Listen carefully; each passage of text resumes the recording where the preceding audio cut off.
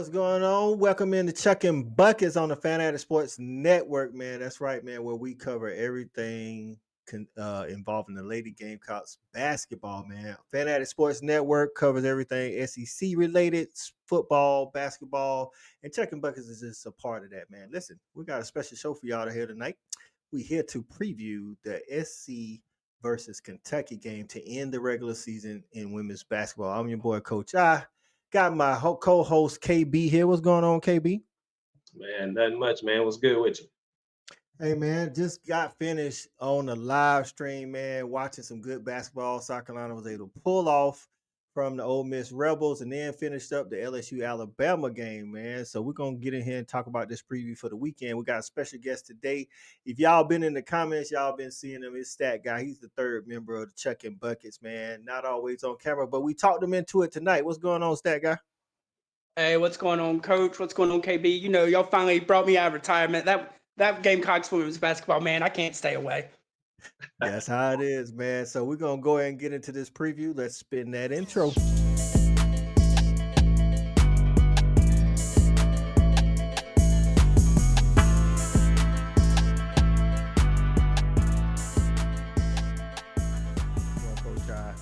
Chuckin Buckets. You know how we get down, man. Just to let you know, today's episode brought to you by Swipe Fast. That's Swipe with a Y. Swipe Fast. If you're looking for a way to keep majority of that hard-earned profit, you know what I'm saying, and still continue to grow your business, check out Swipe Fast. It's a merchant services company that's got over 26 years of combined experience helping businesses of all sizes, man, with debit card, credit card processing, things of that ways, you know, in the most efficient and cost-saving ways, man. So whether you're a restaurant, retail store, e-commerce, or you process business-to-business payments, Swipe Fast has a solution to fit all the needs, man. You can visit them at swipefast.com. That's swipe with a Y, fast.com. Or you can just call them at 1-800-597-0713. No strings attached, and get you a cost analysis. Don't forget about ask about that revolutionary pricing cash discount too, man. It's saved business owners up to 99% of the current processing fees. Let them know Chuckin Bucket sent you, man. Now back to the regular scheduled program. All right, man. Like I said, this is Chuckin Buckets. I'm Coach I. We got KB and our guy, the third member of the group, man. The three amigos back together again, talking South Carolina women's basketball. If you are new to the channel, make sure you hit that thumbs up and subscribe to the channel, man. Come and join the family, man. The Gamecocks show up all the time for us for our previews. So much so that they wanted to know why we didn't do a preview for the Ole Miss game this week, but we gave them a live watch party instead. And this Monday coming, man, March the 3rd, 8 o'clock p.m. Eastern time, we will be doing a live stream to talk about the SEC tournament, the women's basketball tournament, Gamecocks versus the field. There's a lot of contenders out there this year, and we're going to talk about each round, starting with the first round and how the Gamecocks can win another SEC tournament, man. So we're going to get into it, man. Let's go ahead and jump into this, man. Let's talk about, first of all, that South Carolina, just some quick notes. Thoughts, Stat Guy, on that South Carolina win over Ole Miss? Yeah, you know, we did the watch party for it. Of course, me and you doing what we do, talking basketball. You calling out Sanaya Fagan with the Munster game. Me with the big brain play of calling Chloe Kitson the triple double early in the first quarter. My girl got off tonight. She was hooping. Right. KB, you was watching it while you was away. What did you think of the struggles early for South Carolina? Yeah, definitely some struggles, man. But I think it kind of points back to the depth that South Carolina has, and we know that anybody can get off at any time, right? Like I said, we didn't see the normal game out of Fulwiley or even Joyce that we kind of touched on before we got on here, but it's just the next lady up type mentality that they kind of preach. So we've seen Chloe do her thing, we've seen Fagan kind of do her thing, and then from there we just feel it. You just need filling in the gaps from there from a defensive perspective, and it's just one of 20 different ways that Lady Gamecocks can win a game for you. That's right. That's why it's good to be so deep and talented, man. Like you said, Joyce Fuwale did not have their normal games. Gamecocks lead the nation in bench scoring, and it's because of those two ladies who actually are the team's leading scorers. I think they may have combined for less than 15 tonight, if I'm not mistaken, and that's not like them. But that just shows, like you said, KB, the depth of the South Carolina team, man. Chloe Kitts played almost the whole game outside of coming out for some foul trouble early in the game, and shout out to her and Fagan's for coming up big, man. So on the other hand, man, the team that they'll be playing this Sunday is the Kentucky Wildcats. The Kentucky Wildcats currently are in that fourth seed for the SEC women's tourney, and hey, listen, they fighting to hang on to that, and they fought hard tonight with a big win over Tennessee, beating them by I think 26 or 28. It was 82-58, so it's 24 points.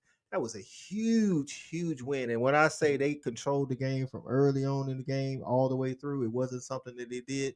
They just pulled off. And what's crazy is Tennessee actually rebounds pretty good, but Kentucky owned them on the boards. That number 13 for Kentucky, she went 11 for 11, and this is the second time in a row that she went perfect against the Tennessee coach. I think last year she went 7 for 7. So, Stat, did you catch any of that Kentucky game? Yeah, I did, and it was impressive. It's actually Kentucky's second largest win in school history over an SEC opponent. Crazy, That's or I guess an that, SEC ranked opponent. But I mean, just to absolutely what Kenny Brooks has done year one at Kentucky, coming over from Vatech, has just been really impressive. right. And that was a big win for them to stay in contention for that fourth spot in the SEC seeding. You have other teams vying for that. Alabama with a big win over LSU. You got Oklahoma blasting Florida tonight. And then Ole Miss, I mean, they that loss to South Carolina kind of hurt, but Kentucky does have to play South Carolina as well. So we'll see who gets that fourth spot coming up this weekend, man. Now let's talk about the actual preview for the game this weekend, KB. What's some things that Kentucky can try to do to win? And I think I know where you're going because it's kind of like what everybody can try to do against the Gamecocks. Right. Yeah, you probably know where I'm headed with this, man. I mean, Kentucky, they got to control the boards. They got to use that low post presence and try to make a difference down there. They can't afford for any of their key players to be off. I know, kind of looking at some of the stats, like Amore, like she's got to be on, right? Like from start Hmm. to finish. Like you're not playing at Kentucky. You're playing on the road, so that's a disadvantage as well. And everybody's got to be playing in sync, really, when it comes down to it.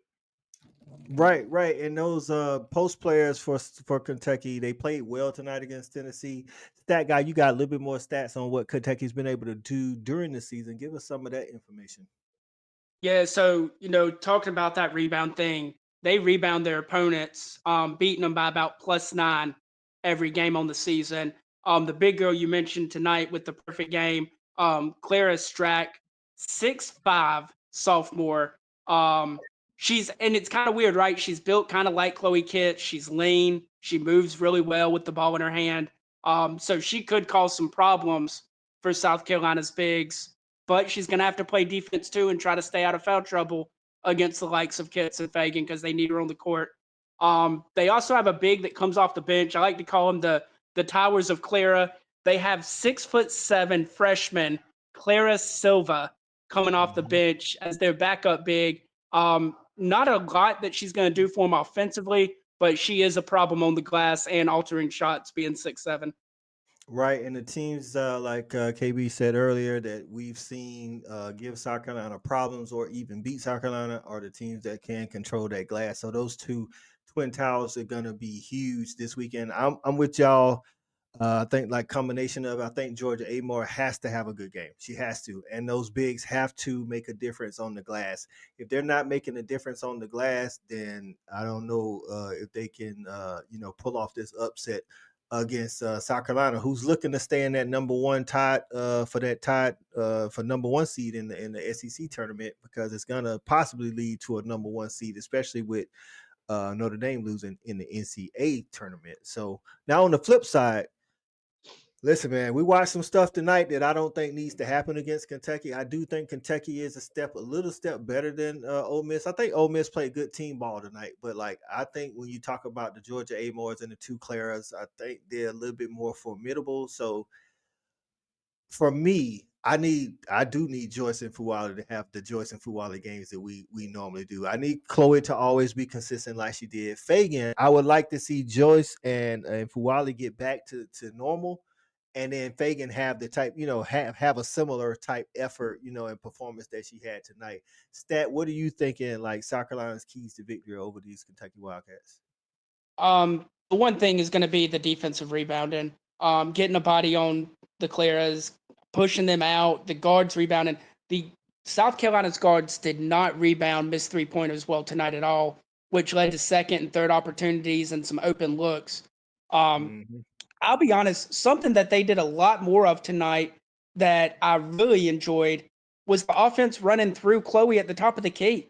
So if they're not getting out in transition, if they're not getting those secondary transition breaks with quick shots and quick layups, if they're running a half court set, let Chloe kind of set the offense at the top of the key. If 6'5" or 6'7" comes out on her, I trust her taking them off the bounce. And then she showed Mhm. tonight she can definitely pass the ball.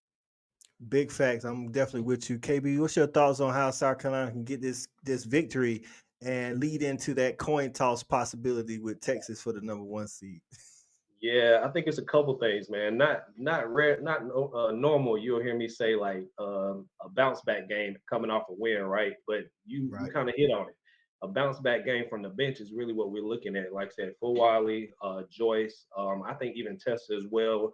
We got to have more from the bench play, and that's really not just to speak for the Kentucky game. And hopefully, that win comes, but we got to go into the tournament with that bench clicking. You know what I'm saying? We can't have any kind of gaps going into that tournament and trying to figure things out on the fly. I think that's one thing right there. Then I want to see a little bit more transition points. I think it's a lot easier at home Mm. for us to get transition points up and down and fast break points. But I think we got to see a little bit more of that because we know we're deeper than anybody in the country and definitely this Kentucky team. Right, and I think it was a good call out for Tessa. She didn't have the game that she didn't play her normal standard as well. So those the three major people coming off the bench, we need to get Right. back in the groove. And I'm with the transition as well because, like Stat alluded to with the Claras, you talking 6'5", 6'6", 6'7", or 6'7", something like that. The way to beat that and not give them a chance to block a lot of shots is to beat them down the floor. And South Carolina's post players are definitely great in transition, but we got to get defensive stops, long rebounds to start pushing that ball to get those transition points. And I'm always good for early offense. So even if we don't get the initial, layup on a fast break, maybe you swing it a couple of times and get an open midi or open 3-pointer. So I'm with that. I going into the SEC tourney and the NCAA tourney. I think KB, me and you talked about this on the earlier video. I actually want to see, South Carolina kind of push it a little bit more. Stats always talking about, they really good in transition. And they can play up tempo. They just don't play up tempo all the time. I want to see them play a little bit more up tempo. I think you're right, man. We know that people have kind of found the weakness down low when it comes to the Lady Gamecocks, and at that point, you got to use your strengths. The strengths is getting out on the fast break, getting Joyce in that second group, running up and down the court, getting Chloe running up and down the court. I think you got to flip the game on them, man. I think you're right. Right. Stat, what you think about South Carolina kind of going into both tournaments, kind of pushing the pace just a little bit more, especially against a team that they may be like with size wise, outsized or whatever you want to say. Yeah, I guess the one thing is going to be to, if that's the case, they have to be better with their shot selection, and have to be more under control with finishing. I think tonight we saw them try that a little bit, but on a couple drives they weren't under control. Picked up a couple charges where it should have been maybe some stop and pops. Threw Wiley very carelessly, doing a lot of Olay layups, getting blocked. Just have to make smarter decisions if that's how they're going to play. Because if you turn it into a track meet and you're not taking care of the ball with your own stuff, you could find yourself down 8 to 10 points quick. Right, you right. When you're pushing the ball, you still want to take like playing up tempo doesn't mean like you said, taking bad shots. And there was some bad shots taken today. Like you don't want to go 1-on-3 and try to score. You know what I'm saying? But if you 2-on-2, that's not necessarily numbers. But if you got right spacing on a fast break, which me and KB talked about this, like some of the some of the transition spacing is not that great at times. You know what I'm saying? And Right. but I think that's one real reason because they can play up tempo, but that's not what they're always aiming to do. But I just think when you like if they end up having to play Texas in the SEC tourney, you got Oldacre out there. Listen, I'm gonna tell you like this: half court, hey man, Oldacre, Man, we want to get Oldacre out and running. You know what I'm saying? Like we want to get right. her out and running because if she gets position, you're not out rebounding her. Yeah, I think you're even thinking about the long game too. Like you said, we talking about pushing the tempo. That don't necessarily mean that we trying to score. We can push the tempo to get a secondary break just to set up the regular offense, right? You know what I'm saying? Because Right. we want their bigs running up and down the court. We might not be looking to score, but we're gonna get to the secondary break, and that big gonna have to get down the court just so we can get Right. into our regular offense. And it's just about playing the long game. By the time the fourth quarter get there, we got them right where we want them, right? Right, and all the things we talk about in terms of winning SEC titles and winning national titles. So I'm always thinking about in the national spotlight that USC, that UCLA, that so Texas, that Notre Dame's, the UConns, because we obviously saw it with UCLA and UConn where once they get positioned, and Texas, what I'm saying, that kind of hurt the Gamecocks. So if we talking about winning a natty, me and Stat talked about it off camera a couple of times. USC's big across the board. All their guards are big. Like I think they coming in and everybody's like Right. 5'11" and up. You know what I'm saying? So when you talking about that and you playing small ball per se, you definitely want to kind of push it, man. But it's that time of the show, man, where we give our predictions, man, and how we think the game will go. Stat, I'll let you lead it off, man, since you the newbie on the show this year. Yeah, I got you. So one prediction is kind of a style that I think I look for us to play a little bit against Kentucky. I think we saw it a little bit in the Ole Miss game. I think we're going to see some four guard with Bree Hall being at the four. I think we might see a little bit of that against Kentucky, preparing for the tournaments in case we need to go to that kind of lineup. As far as the game, I just think that South Carolina's too deep. Kentucky goes about 8 deep, but they only get about 8 to 10 points off their bench.